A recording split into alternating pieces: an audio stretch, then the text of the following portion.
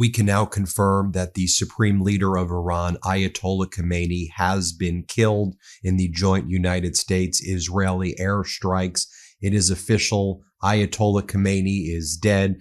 Photos of his corpse have been shown to Israeli Prime Minister Benjamin Netanyahu, as well as to Donald Trump, and his death has now been confirmed by multiple credible sources, enough that we can report it here on the Midas Touch Network with a great degree of confidence. But folks, there has always been a succession plan in place for the Iran regime. They're going to be picking a new leader soon through their parliament. And if anything, they've only accelerated their attacks right now, their retaliatory strikes, that is, on Israel and in the neighboring countries from Bahrain to the United Arab Emirates and Abu Dhabi and Dubai and other surrounding areas. And so for anyone who believes the death of the Ayatollah, of Ayatollah Khamenei, is going to mean a victory in this war, you don't understand the region. When the CIA was briefing Donald Trump and other intelligence services were briefing him about the risks of this war, they talked about the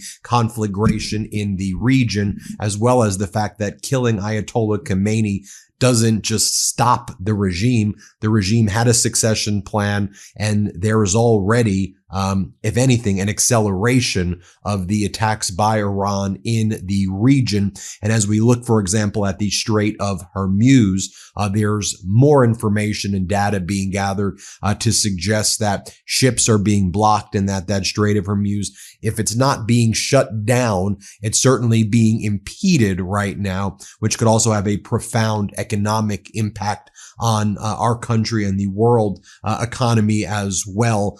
So I want to go through just the data points with you right now. So yes, it has been confirmed that in a strike where Iranian Supreme Leader Ayatollah Khamenei's compound was targeted, you can see it right there. He was one of several senior officials who were killed in this strike. You can see the satellite imagery from the Airbus Defense and Space obtained by the New York Times showing the Ayatollah's home in Tehran that was entirely destroyed.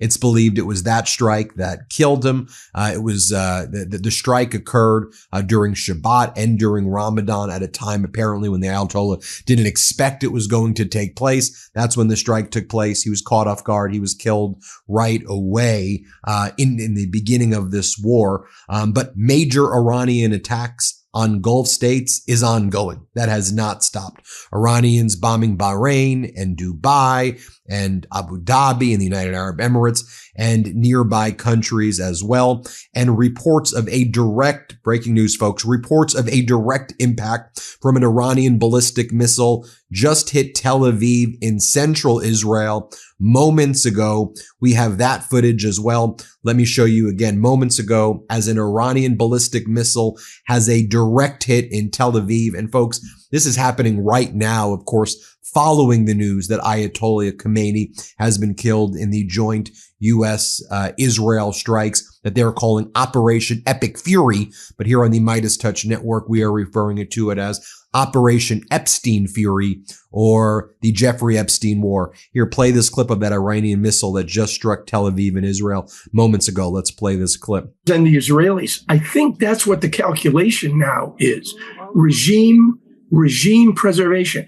Could you get a more pragmatic figure presiding over this regime? Sure. Aaron, I just want to break in for a moment because we're looking at live pictures in the air over Tel Aviv, and obviously, as many people know or maybe don't know, there is an Iron Dome that Israel uses as its missile defense system, and we're seeing it working now. But in some places and instances, it does not work, and I believe this is one missile feasibly that has broken through the Iron Dome. So Donald Trump moments ago also gave an interview to Axios to Barak Ravid, and he also gave an interview to NBC. Here's what he told Barak Ravid: "I can go long and take over the whole thing with regard to Iran, or end it in 2 or 3 days and tell the Iranians, see you again in a few years if you start rebuilding your nuclear and missile program," Trump told me. He says he now has several off-ramps from Operation Epstein Fury, Epic Fury in Iran. Our editor-in-chief, Ron Filipkowski, writes, so we're just going to spend billions in bombs, kill the Ayatollah, temporarily degrade their military, then walk away and hope they learn their lesson.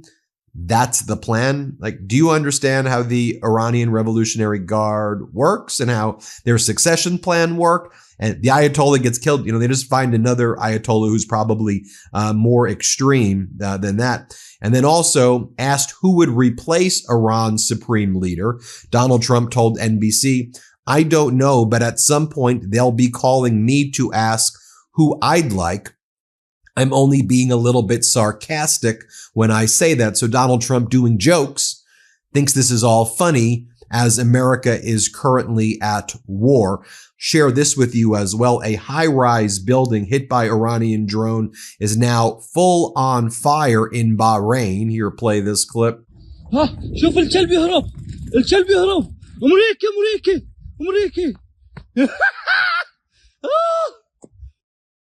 Now here's another video of the Iranian Shahid drone striking a high-rise apartment building earlier tonight in Bahrain. This was close to the headquarters of the U.S. Navy's 5th Fleet in Jufair that was also struck. Here, play this clip.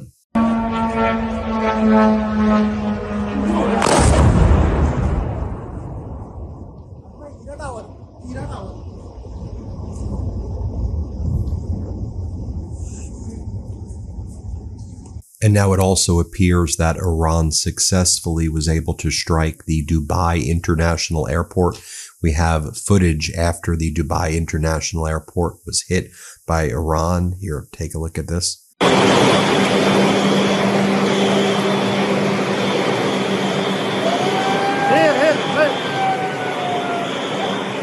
And you can see people running away here as they're being evacuated from Dubai International Airport. Let's play it.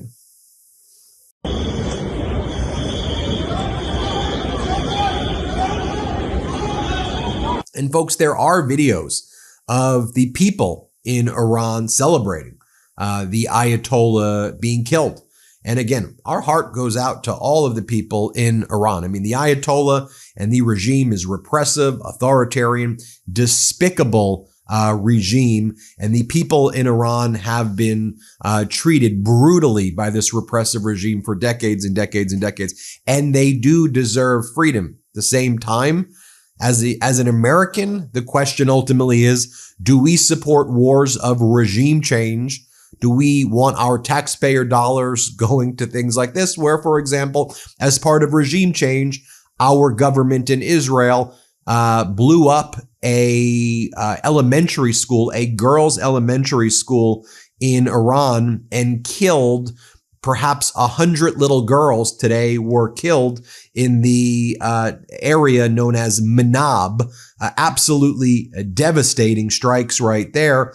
And so do we support regime change? And this is an unlawful war. It is an unconstitutional war. Trump did not get constitutional authorization from Congress. And so I think that we can hold complex thoughts and say the people of Iran deserve freedom. The people of Iran deserve our thoughts and prayers and attention, but also it's an unlawful war. It's a war that Donald Trump should not have done without explaining to us what the hell is happening. And I don't support regime change wars. Period, full stop, end of story. We see what happens.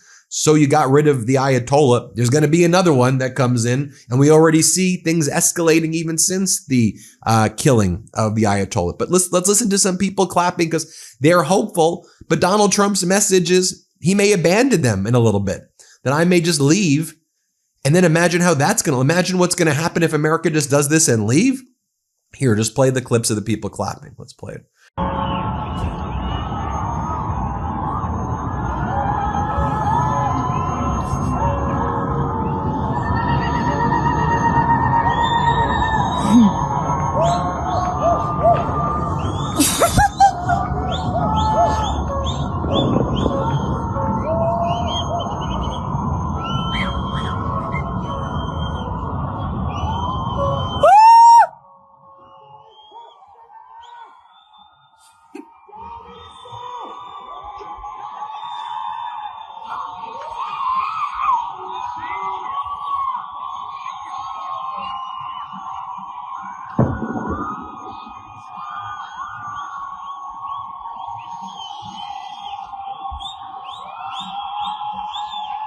used for that purpose as it relates to Virginia Giuffre, stating those facts. And Donald Trump is seen there, the place he hung out with Epstein, monitoring today's strike campaign against Iran, dubbed Operation Epstein Fury, Epic Fury, alongside the Secretary of State Rubio, CIA Director John Ratcliffe, Chairman of the Joint Chiefs Dan Kane, and other senior officials at his Mar-a-Lago resort in Palm Beach, Florida. You see over here J.D. Vance and Tulsi Gabbard, and others right there. It looks like Treasury Secretary Scott Bessent are there.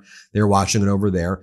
Take a look at what DropSite's telling us about the Strait of Hormuz. Tracking data shows dozens of oil and gas tankers are currently halting, idling, or diverting away from the Strait of Hormuz to seek refuge in ports in Qatar and the UAE, Bloomberg reports. Iran has not yet formally confirmed a complete official closure of the Strait of Hormuz, although the IRGC, the Iranian IRGC, has issued warnings to maritime traffic. Some vessels, such as the Desh Abiman, have been observed making U-turns just before reaching the strait's apex. Major shipping firms have officially suspended all transit through the strait until further notice. The Strait of Hormuz is the world's most vital of oil choke points, handling approximately 20 to 30% of global seaborne oil and nearly a quarter of the global liquefied natural gas, LNG. You can see that right there.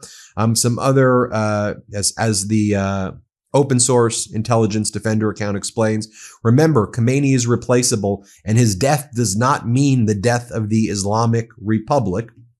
Now going over here, you can see what took place in Manab. That death count is probably closer to 100 right now, that the joint attack with Israel on Iran struck a girls' elementary school, killing all of these little girls. I mean, you can see right here these tragic images of the backpacks. There were 170 girls inside when the elementary school was hit by the United States military and Israel. And I'm just showing you some of the tragic images that are surfacing as well. Show those images right there, and we could just play you some of the B-roll so you can see what's going on right there in Manab. But for Donald Trump, he's joking about this. He thinks this is funny. He hasn't addressed the nation as of this recording.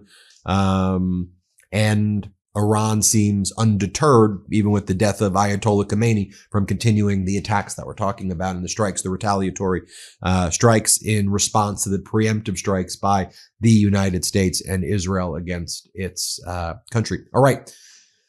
Hit subscribe. We're on our way to 7 million subscribers. Let's try to get there together soon. We need to keep growing this very quickly. So hit subscribe. Thank you so much for watching. Want to stay plugged in? Become a subscriber to our Substack at MidasPlus.com. You'll get daily recaps from Ron Filipkowski, ad-free episodes of our podcast, and more exclusive content only available at MidasPlus.com.